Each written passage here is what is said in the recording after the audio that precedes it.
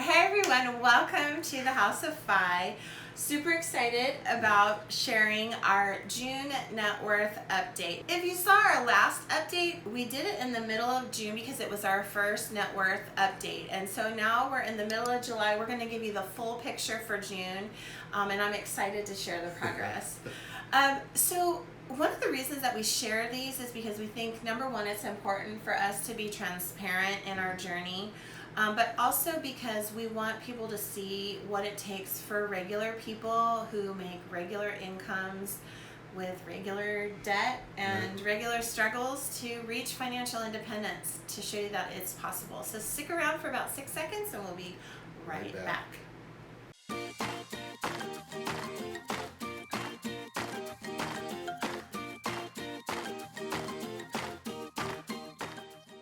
Well, welcome back everybody, and if you're new here, welcome to our house. I am Wendy and this is my better half, Curtis.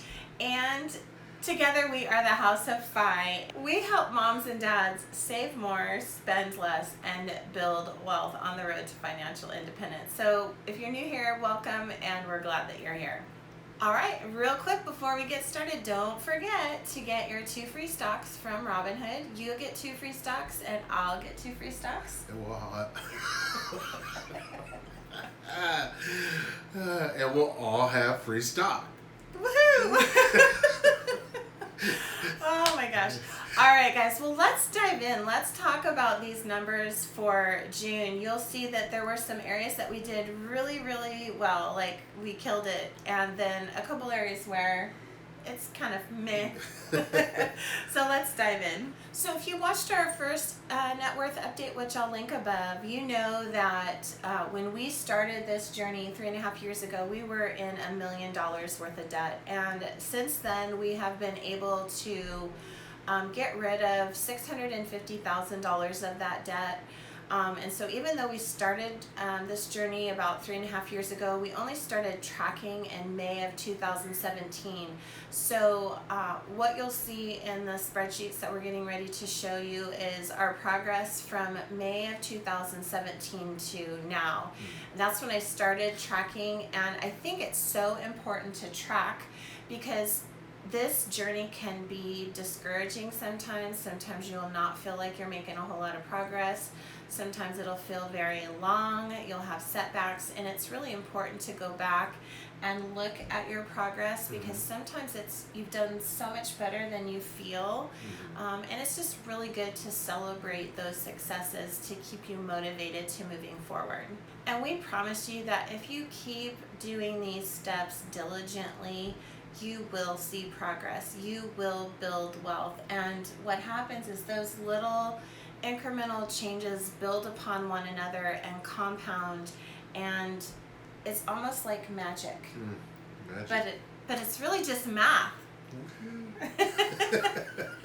It is. It's just math. And, again, she stays on the topic of stay diligent about what you're doing. Yeah, just keep doing what you're doing, and if you need encouragement, let us know. We are here for you. But let's dive into these numbers. Let's look at our liabilities first. All right, so here you see our liabilities, and you'll see in the first column, you'll see where we started when we started tracking in May, and our liabilities were at $1 million.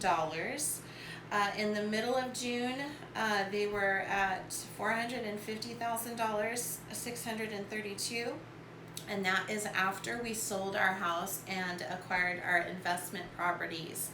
And then if you'll see, the numbers between June and the middle of June to the end of June did not change significantly. We had a positive gain, it reduced our liabilities of only $600.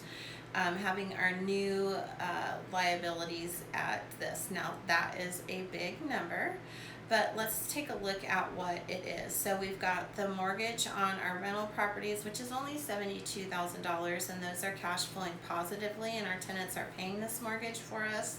So I'm not so concerned about that. Our student loans are quite big. They make up about $360,000 of that. But if you listen to our video, which I'll link up above, about our plans for our student loans, you'll see that those aren't really, even though the dollar amounts are big, they aren't that much of a concern for us right now, because we have plans to take care of those, both of those debts. And then we have an old IRS debt that we've gotten the balance down to about $20,000. We're not paying on that right now during the pandemic, but that will be going back up probably in October or November.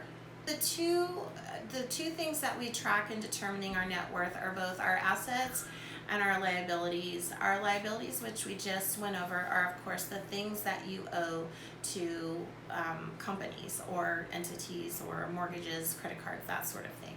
Your assets are the things that have value or can be quickly converted into cash. For our assets, we do not count our personal property. Some people do, I do not.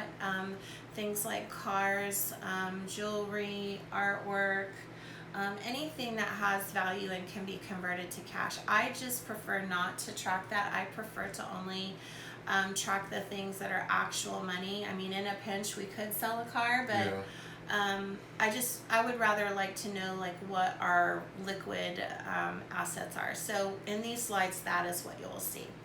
So as I pull the slide up, as you see, back in May of 2017, we had about $670,000 in assets, but the big bulk of that was our home.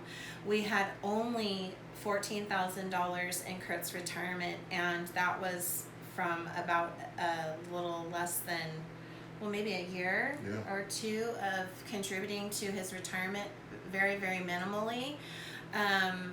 So even though on paper it said we had a lot in assets, we really didn't.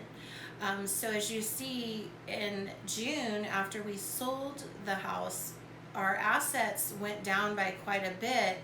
But take a look at the cash part of the assets. That in the savings column and Kurt's retirement, it went up significantly. And then right here we have our rental property. So even though our assets are only $204,000, we're in a much better position as far as liquid assets go. And then the exciting thing is that just in a matter of a few weeks, we increased that dollar amount by $7,494. And the biggest part of that was Kurt's retirement. We've been committed to increasing his retirement contributions significantly, and so and we've had the benefit of some up in the market as well. So to see that number increase is really, really exciting. So there we have it. Our assets are $211,642. So simple math, if we go down to our net worth portion, you'll see that your assets minus your liabilities, we are in the negative as far as our net worth goes by $240,000. But I think that we're making progress, as you can see, just from when we started tracking in May of 2017. We have decreased that negative by quite a bit. $108,000.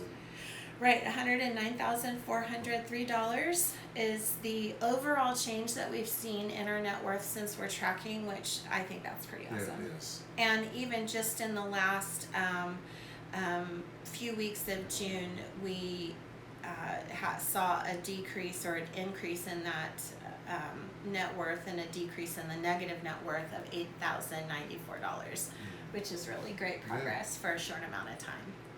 Well, we hope that you get some value out of these net worth updates. As I said, we want to be transparent. We had really, really big numbers and still have really, really big numbers, but we were in a place of hopelessness when we started this journey, and what we want others to see who are also on a financial independence journey is that change happens, and if you're consistent and you're diligent about saving, reducing your expenses, spending less, and increasing income sources and income streams, you can make really, really big gains. All right, everyone. Well, thank you for coming, and come back next week. Yeah, come back next week. All We'll right, be here. everybody. Bye. Bye.